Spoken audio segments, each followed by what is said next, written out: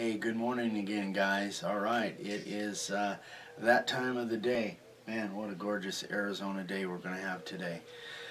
All right, let's get right into it. This one hopefully won't take too long, but it goes into quite a bit. So, David Heaton asked, I have the hardest time trying to figure out what to charge for a sign. I know you've covered this before, but would you mind doing it again? So, I'm going to do that for you, David. So, first of all, video number 49 is the one where I went over the pricing formula, but I'm going to hit it again here real quick.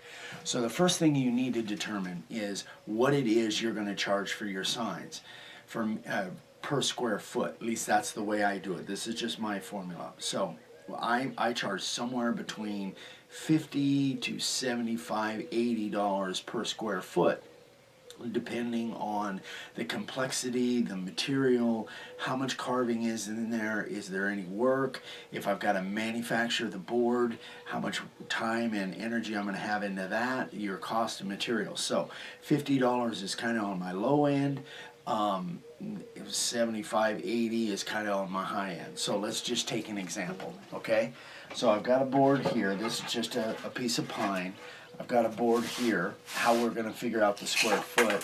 It is 36 by 10, roughly. So we know that's 360. I don't even have to use a calculator for that. 360 square inches, okay? So now we have to find out how many square feet that is.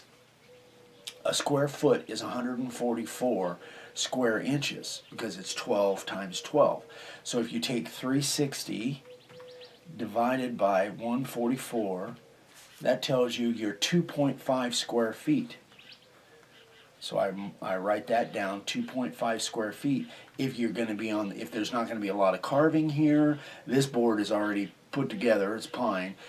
So if you're at $50 a square foot, 2.5 times 50, that's a $125 sign.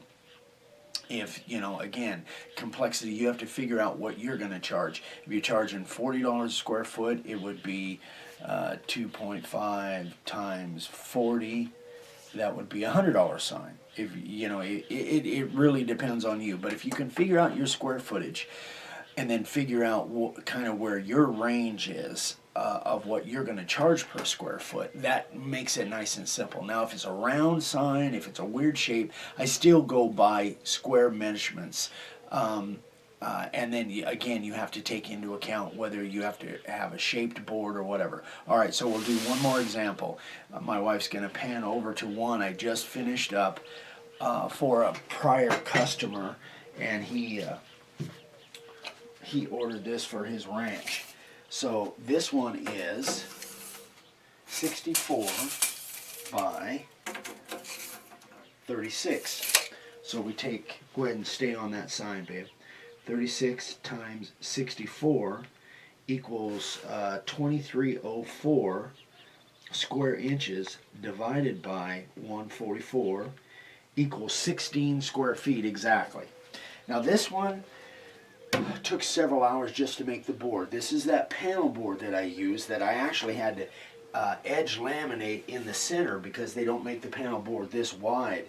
And it's on 3/4 inch pine, 3/4 inch plywood backer. So there was quite a bit of work, not necessarily in the carving, only a couple hours of carving, but making the board probably had more time in making the board. So actually I'm going to turn that around. Here, just let me move instead of you because it's pretty heavy. If you look at the back, you can see I've got all the screws in it. There's glue, and this is, again, that 3/4 inch backer. So I had quite a bit of time just in making this board. Anyway, so we determined this is 16 square feet.